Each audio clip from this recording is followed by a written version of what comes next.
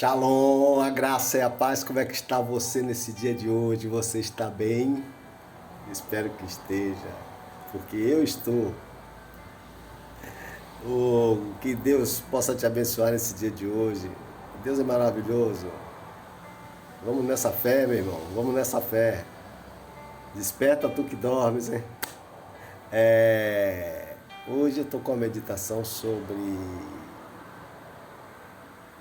plenitude. O Espírito Santo nos colocou nessa manhã esse tema, essa reflexão sobre plenitude. E aí eu fiquei meditando e chegando, né, com os meus pensamentos, no meu entendimento, e fiquei vendo que plenitude é a sua totalidade, né? Você ser total, ou estar em totalidade, de integralidade, de ser o todo, né? É o todo, o pleno, né? Em tudo que se faz, em tudo que se vive, em tudo onde está, ter essa totalidade, essa integralidade, se doar por completo, né? Ser completo, podemos dizer assim. E aí eu fiquei analisando como nós seres humanos, né, fazemos essa plenitude em tantas outras coisas e muitas vezes que não são as nossas primeiras necessidades. Depositamos às vezes as plenitudes em muitas áreas de distrações. Colocamos as distrações, essa plenitude, esse todo. Quer um exemplo? Aqueles que costumam ir num estádio de futebol, que vivem diretamente voltado para ser aquele torcedor que a gente diz assim, torcedor roxo, que não perde uma partida, que está todo tempo lá, faz parte de torcidas e está todo jogo do seu time, ele está no estádio. Ele se doa, ele é o todo, ele vai na sua plenitude. Ele faz de tudo para estar naquele local, ele faz de tudo para participar. Ele começa a ter o seu entusiasmo desde a sua casa até chegar ao estádio. Ele começa a cantar, ele começa a gritar, ele começa a extravasar, ele faz tudo, ele é o todo naquele lugar. Não que isso, eu não estou dizendo que sejamos contra isso. Não é isso que eu estou falando. Mas eu estou querendo que você entenda que isso não é a nossa prioridade. Não é aquilo que nós necessitamos em primeiro lugar para podermos sustentar a nossa vida física e a vida espiritual. Porque se você analisar, o que é sua prioridade física hoje? Que deveria ser a nossa prioridade física? A família. A família. E muitas vezes as pessoas não conseguem ser esse todo no meio da sua família. Consegue falar com um, fala com o outro, não consegue demonstrar o seu amor. Demonstra um e não demonstra outro. Tem um tipo de divisão e ele não consegue ser total na sua família. Porque nós precisamos ser total. Comigo são 6 irmãos. Comigo é 6. Somos 6 irmãos. Eu tenho que ter essa totalidade. A minha prioridade é amá-los. A minha prioridade é ter união com meus 5 irmãos. Eu tenho que viver em união. Eu tenho que ter essa prioridade. Para mim é prioridade. Não estou dizendo, eu posso ir eu gosto de assistir um futebol, eu gosto de torcer por um time, mas essa não é a minha prioridade. Essa não pode ser a minha prioridade, essa não pode ser o meu todo, isso não pode ser a minha integralidade não pode estar nisso aí em primeiro lugar. A minha integralidade tem que estar primeiro em Deus e depois na minha família e na vida das pessoas. Quando nós fazemos isso, nós estamos fazendo a plenitude. Estamos sendo pleno. E aí conseguimos ser pleno no trabalho, conseguimos ser pleno em todas as coisas que nós vamos fazer. É isso que eu quero que você entenda. Porque às vezes a gente consegue ser pleno em tantas coisas de distração, às vezes as pessoas conseguem ficar 12 horas, 24 horas, 36 horas numa rede social, numa internet, assistindo uma televisão, às vezes passa 12, 24, 36 horas assistindo a mesma coisa, volta ou em uma música, né? Consegue ficar aquele 12, 24 horas, repete a música novamente e fica. Sabe por quê? Eu concluo que aonde está o seu coração, onde está a sua prioridade, é ali que você vai depositar toda a sua plenitude. E eu te pergunto nessa manhã, aonde você tem depositado, aonde você tem sido pleno, aonde você tem sido integral, aonde você tem sido completo, aonde você tem dado o seu todo. E aí eu trago também para o lado que eu quero hoje expressar um pouco, é sobre a plenitude do Espírito Santo. A plenitude do Espírito Santo. E mas antes disso a gente vê que a plenitude cristã, tem um versículo muito chave aqui em João 1,16 que diz assim, ó, todos recebemos da sua plenitude graça sobre graça. Aí já está dizendo, todos recebemos da sua plenitude graça sobre graça. Você vê que a graça, ela é algo que nós não merecemos, né? E Jesus foi todo esse pleno e distribuiu essa graça sobre as nossas vidas. Então, assim, os seguidores de Jesus, aqueles que creem em Jesus, aqueles que acreditam, que têm fé em Jesus, eles sabem que recebem essa graça para ser pleno, assim como Jesus foi pleno em todas as coisas.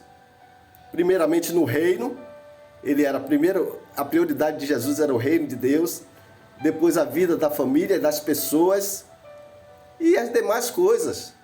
Mas Jesus era integral, Jesus era pleno, Jesus fazia o todo. Ele estava completo em todas as áreas, mas o reino de Deus era a prioridade. Ele não deixava de orar, ele não deixava de liberar a palavra. Todo o tempo a plenitude de Jesus estava em primeiro lugar no reino de Deus. E nós que somos seguidores, temos que seguir esse exemplo. Temos que seguir esse exemplo de Cristo. E então, a gente precisa entender quando Paulo diz lá em Efésios 5,18, ele diz assim, e não vos embriagueis com vinho, no qual há dissolução, mas enchei-vos do Espírito Santo de Deus. Enchei-vos, ele diz enchei-vos. Você, eu, que nos convertemos, que levantamos a mão para Cristo, aceitamos Jesus como nosso Salvador, é isso que Paulo está dizendo nessa manhã para mim e para você. Enchei-vos. Isso não é uma especialidade, isso não é algo só para um grupo da igreja. Isso é para o todo, para a plenitude do Espírito no meio da igreja. Todos. Toninho, mas eu não tive experiência. Não é isso, que ele não está falando só de uma experiência sobrenatural. Ele não está falando só de uma experiência sobrenatural, ele está falando de algo que essa plenitude seja natural no meio da igreja. Eu vou te citar um exemplo, como algo natural que seja, vamos supor, nós temos as nossas necessidades físicas, as primeiras necessidades. Nós precisamos beber água, matar nossa sede e nos alimentar. Essa naturalidade é algo natural. Quando a gente sente a vontade de beber água, que o corpo pede, a gente vai e bebe a água. Quando a gente sente essa necessidade de nos alimentar, porque sabemos que estamos já ficando fracos, que precisamos de ingerir o alimento, nós vamos naturalmente e fazemos. É isso que está falando. Quando a igreja ela está cheia da presença do Espírito Santo, enchei-vos, não é para um, não é para todos, do mais novo ao mais velho, todos em um só espírito, todos só, em uma só voz, em uma só unidade. É unidade isso. E aí a igreja vai começar a fluir, vai fluir de uma forma totalmente especial no louvor, na oração, na palavra. E isso vai trazer uma maturidade espiritual, irmãos. A plenitude do Espírito Santo no meio da igreja, ela traz uma maturidade, traz um fortalecimento, a igreja se torna forte, a igreja se torna feliz. Você já viu uma igreja ser forte espiritualmente? É isso, é a plenitude do Espírito Santo. É enchei-vos. Paulo está dizendo enchei-vos, todos. Não só não, é todos, é para todos que crê, que aceitou Jesus, todos. Ah, sou nova criatura, mas você para amadurecer, você tem que estar cheio do Espírito Santo. É que vai te levar à maturidade espiritual, ao fortalecimento, à robustez, a estar seguro. Eu vou citar um exemplo. Quer ver um exemplo fácil de você entender o que é isso? Veja bem, um veículo, ele possui pneu. O pneu, para ele funcionar bem, para o pneu funcionar bem, ele funciona bem porque há uma pressão interna de ar exercida no seu interior. No interior do pneu tem uma pressão de ar que exerce. Então, quando esse pneu ele não funciona com a pressão externa, ele funciona com a pressão interna. Você já está entendendo aí o que eu estou falando. Então, veja bem, se esse pneu ele começa a esvaziar, ele vai perdendo esse ar, ele vai se tornar murcho, ele se torna vazio. E ele começa a apresentar riscos por causa dele estar murcho, dele estar vazio. E quais são os riscos? Ele aumenta o gasto de combustível, vai pegando aí. Ele perde a estabilidade, porque a estabilidade fica comprometida. Ele vai apresentar maior desgastes de todos os pneus. Ele vai apresentar danos na sua suspensão. E alguns veículos podem até sofrer um grave acidente, um capotamento. Então você já pegou aí, não precisa eu explicar mais nada. Porque você precisa ser cheio do Espírito Santo, né, meu irmão e minha irmã? Você entendeu o teor da mensagem? A necessidade de estar na plenitude do Espírito Santo? Para que haja comunhão, para que haja adoração, para que haja alegria, para que haja gratidão no meio da igreja, para que haja o serviço flua de uma forma extraordinária no meio da igreja.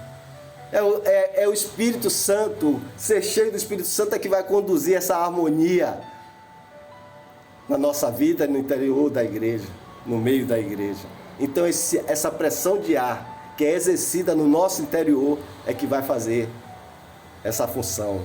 Porque se nós estivermos cheios da presença do Espírito Santo, força nenhuma exterior irá nos atacar, irá nos prejudicar. Então você pegou a senha? Pegou aí nesse dia de hoje? Recado de Deus para você nessa manhã. Receba. Beijos.